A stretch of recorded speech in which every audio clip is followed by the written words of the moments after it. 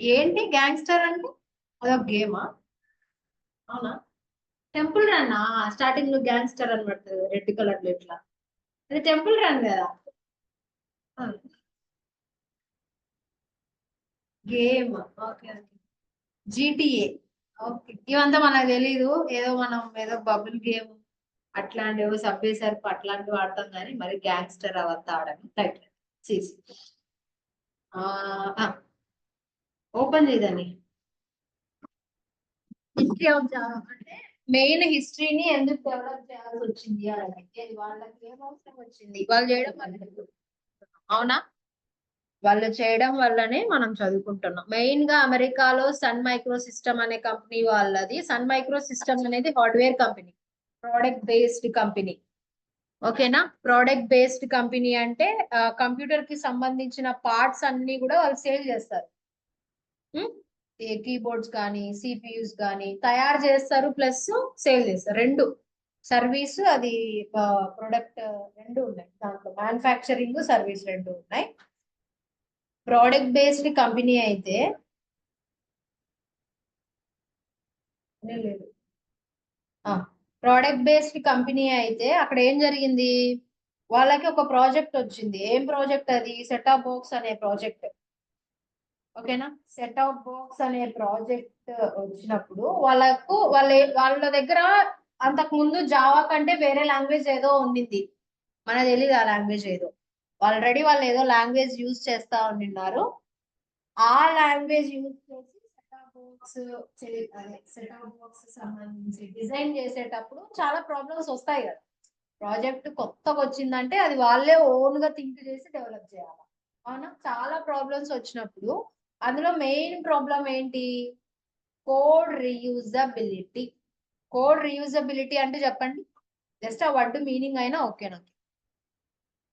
Code reusability అంటే meaning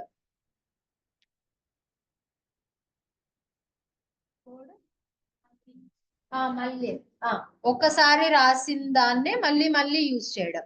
ఇప్పుడు దాని వల్ల ఏమంటది, టైం మేనేజ్మెంట్ అవుతుంది. మల్టిపుల్ టైమ్స్ యూజ్ చేయడం.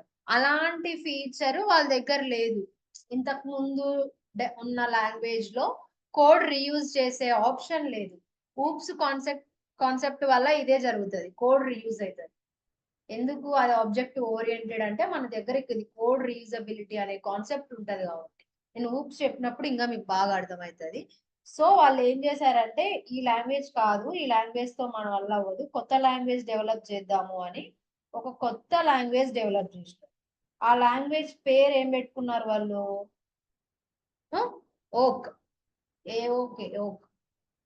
ఓకేనా? ఇప్పుడు ఏదైనా డెవలప్ చేసినప్పుడు నార్మల్ గా ఏం జరగాలి? దాన్ని బయటికి పబ్లిక్ లో అందరు యూజ్ చేయాలి అంటే మనం ఏం చేయాలి? లైసెన్స్ ఇవ్వాలి కదా. అవునా?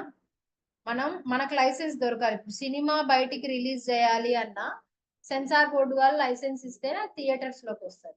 సేమ్ అట్లనే ఒక లాంగ్వేజ్ మీరు ఒక యాప్ డెవలప్ చేసి దాన్ని ప్లే స్టోర్ లో పెట్టాలన్నా మీకు కొన్ని పర్మిషన్స్ కావాలా. ఊరికే ఏదో నేను డెవలప్ చేసిన పెట్టేస్తా అంటే అది అవ్వదు. అంటే మీరు కూడా కొన్ని పర్మిషన్స్ తీసుకోవాలి. ఆ పర్మిషన్స్ తీసుకునే వాళ్ళ దగ్గర వాళ్ళకి ఓక్ అనే నేమ్ వాళ్ళు కన్సిడర్ చేయలేదు.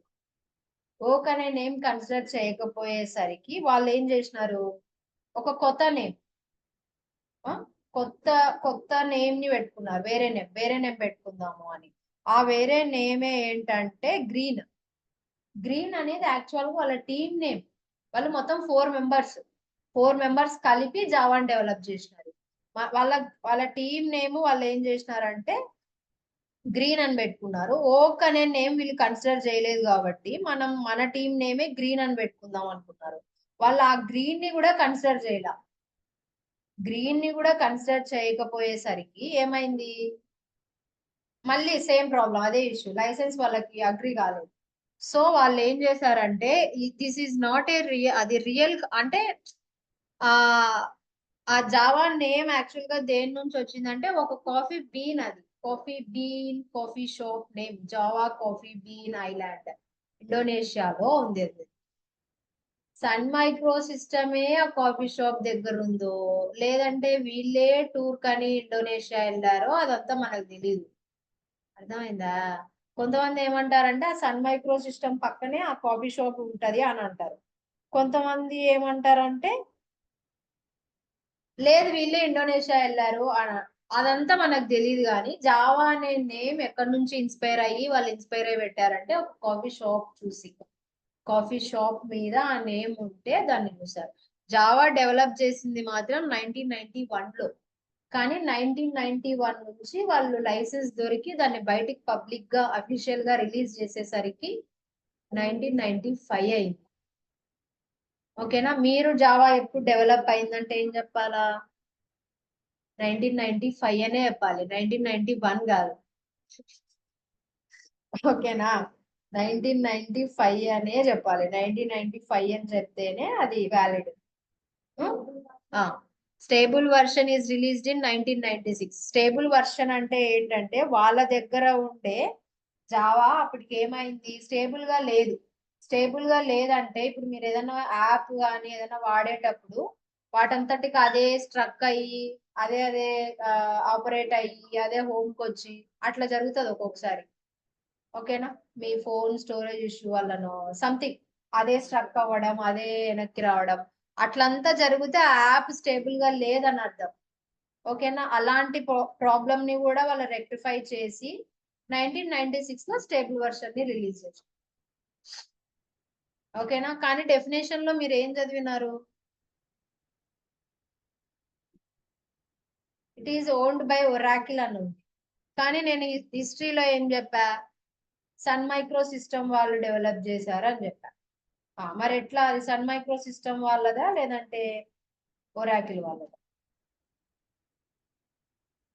ఎవరిది? సన్ మైక్రో సిస్టమ్ వాళ్ళదా ఒరాకిల్ వాళ్ళదా? అది యాప్ ఎవరిది? జావా డెవలప్ చేసింది ఎవరు?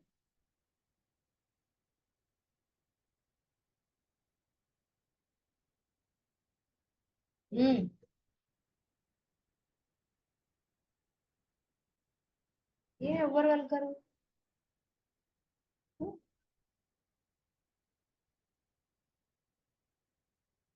కట్ మహేష్. ఎవరు ఎవరు? ఒరాకిల్ వాళ్ళు టేక్ ఓవర్ చేసుకున్నారు. ఎందుకు టేక్ ఓవర్ చేసుకున్నారంటే some issues, Sun micro system కి సమ్ ఫైనాన్షియల్ ఇష్యూనో ఏదో వాళ్ళ కంపెనీ నడుపుకోలేక ఎంప్లాయీస్ కి శాలరీస్ ఇవ్వలేక అట్లా కూడా ఉండొచ్చు.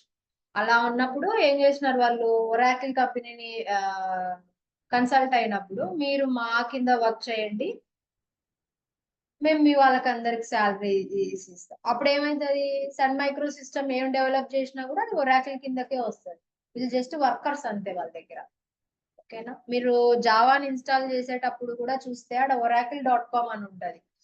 జావాని ఇన్స్టాల్ చేసేటప్పుడు సంథింగ్ ఇన్స్టాల్ చేయాలి అని అంటే అక్కడ